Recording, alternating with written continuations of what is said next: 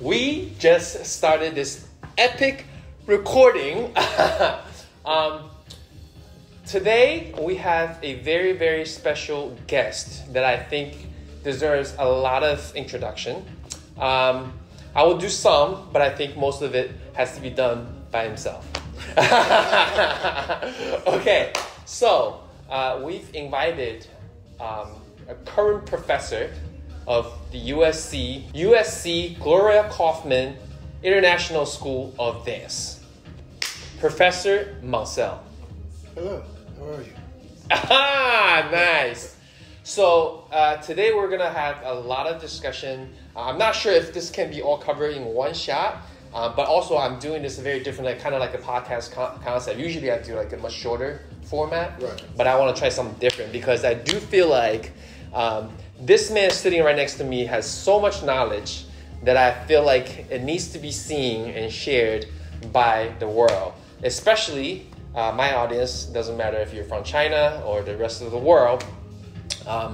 It's important knowledge and it's important history lessons.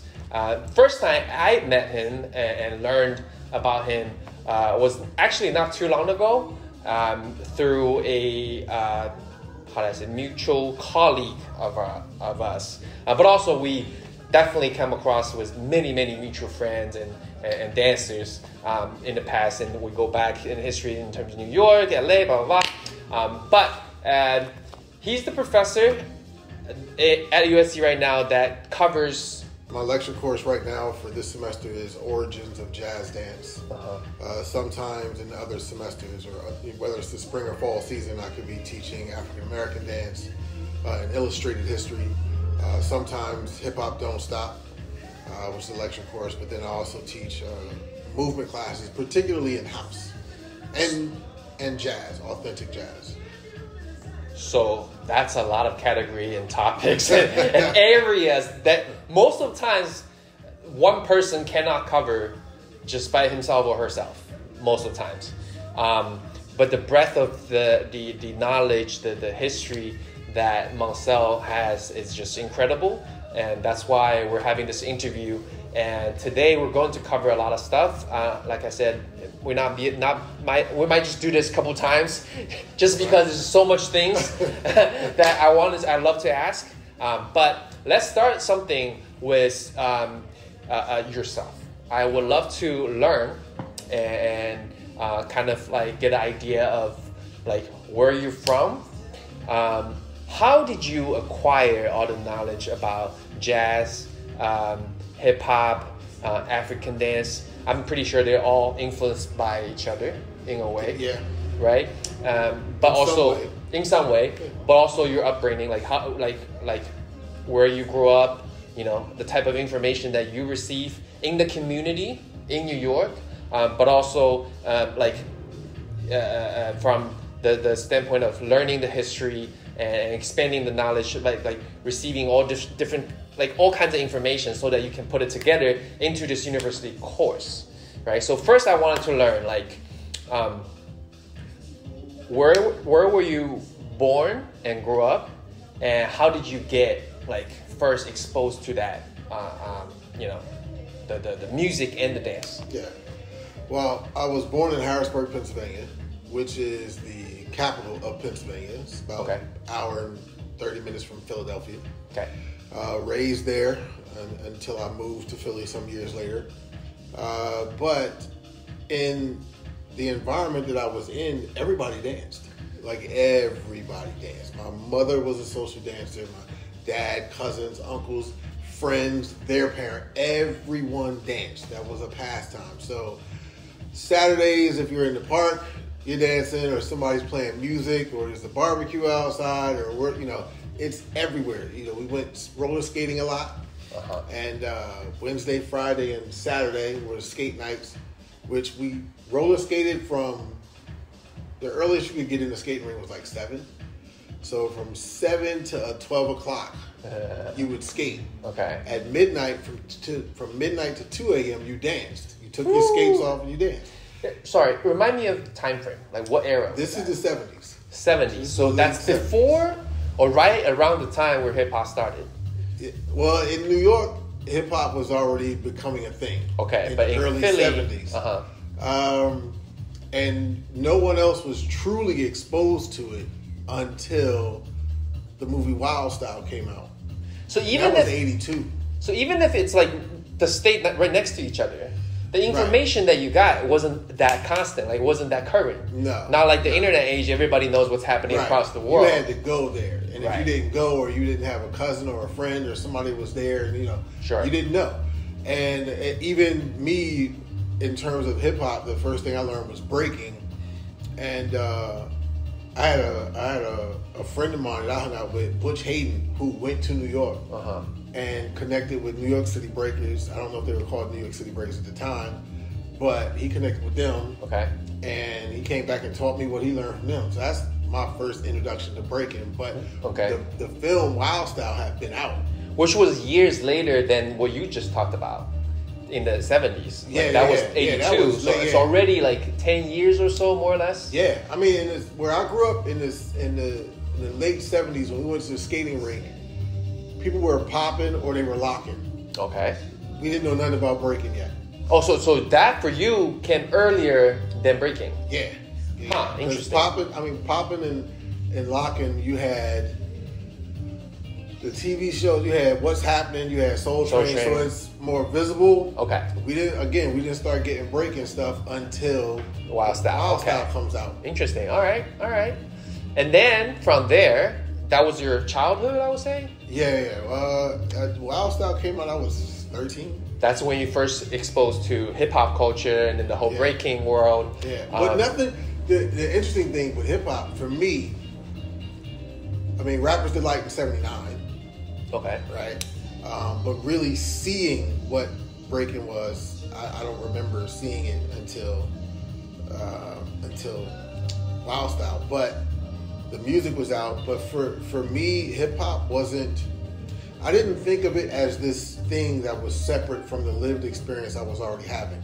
Huh, okay. It was just a new thing that was happening that was very familiar, and aspects of it people did. Like, rapping was not new.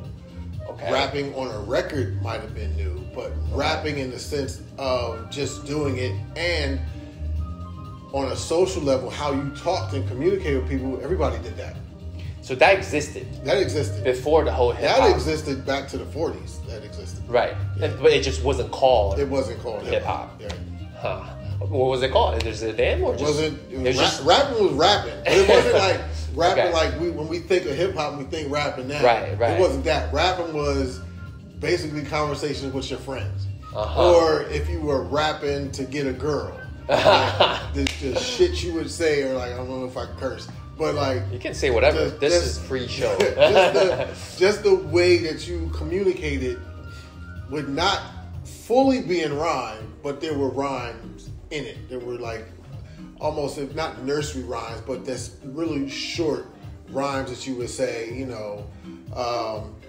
People would say stuff like if you talked about walking, you had to have a little glide in your stride. So like people would say stuff like that. And just talking about your walking. So it was so many instances where something would be rhymed. Let me ask you this. This is important. Yeah. So you said this culture existed way before hip hop, and that's just how people interact. Is this particular in the black community? Yes. And very particular. What about like Hispanic community? Not that I know. Not really. Unless you hung out with black people. Okay. Where did you think that came from?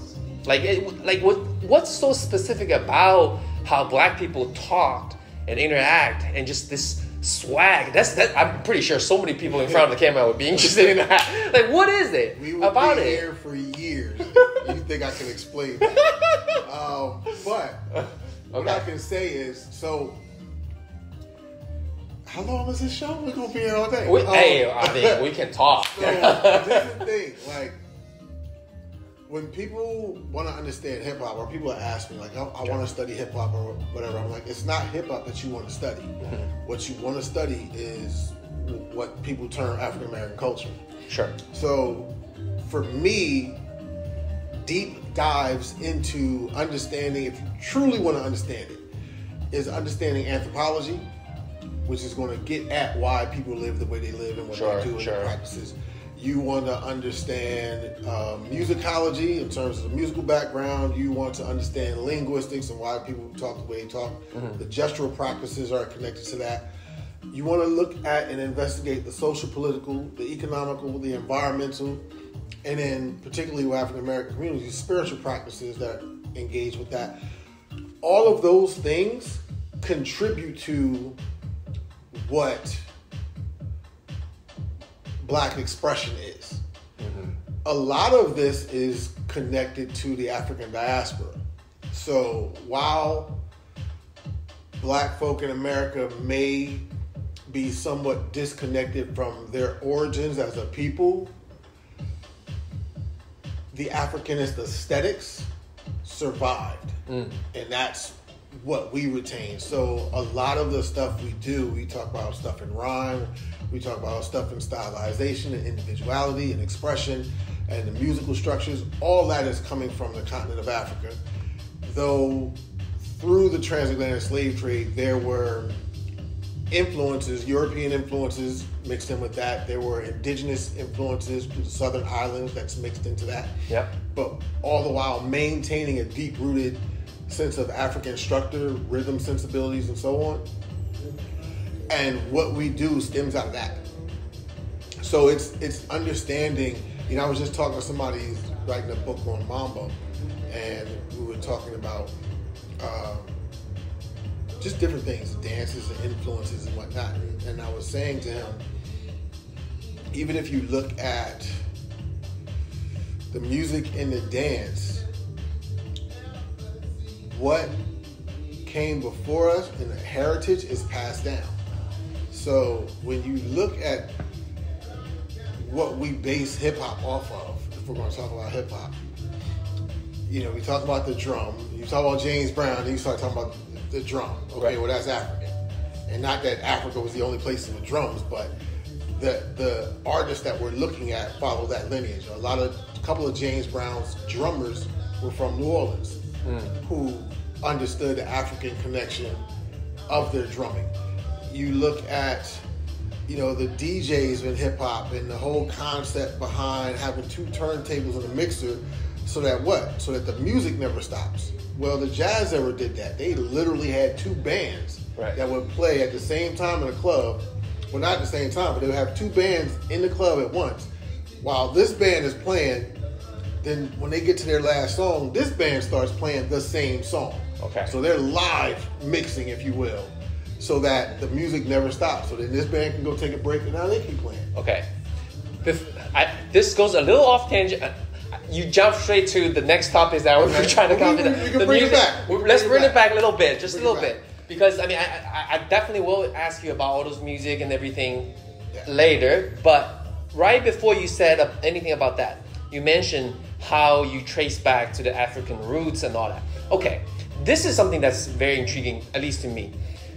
How do you really trace because it's very nuanced. It's not just something like you get it from the textbook. Right. You get it from like a recording, like a video or something. From textbooks. Some. Yeah. Right? From research that others have done. Sure, but it's a lot of information. It is.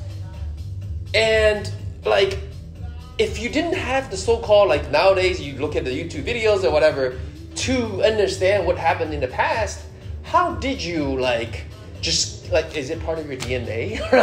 How did you even just get it? In finding the information or in practice? Which do you mean? I meant what you mentioned about the rhyme, the interaction, the way of interaction. I know some of them might come from your the most recent generation, your grandparents' generation, who were alive when you were growing up, right? Because they're much older, and some of them had experience or exposure to the culture and whatnot. But it's not something that you can just learn every day and then just get it. What's the thing? You do actually. Yeah? Yeah. Preservation of one's culture exists within the people that still live. So it's deep. It's not even you already went so far from You don't even understand that. You're just in the practice itself. So okay. You as a Chinese person, correct? Yeah. You don't have to. Your upbringing. I don't know if you were raised in China or born in China. I was raised in China. Yeah. So, yeah. That now, what might be, say, a particular folkloric dance or song? You may not know, right? You'll learn that. But the fact that you are having a lived experience amongst your family, amongst elders in the community, amongst other people in the community, it's a tradition that's just passed down. It's lived. So, for centuries. Yeah. For whatever people were doing before you, that's continued amongst that community of people. See, okay. Now, then you go back and you research it to have a different context of it, to have a richer understanding of what it meant in certain time periods, or what wars took place, or what writing happened, or philosophy, artists, whatever. But in the lived experience, it's just passed down that we have this dish because mom cooked it, grandma cooked it, and we know this music, we know the way we talk is because, so it's not like I gotta research how I talk. No, how does everybody in my family talk?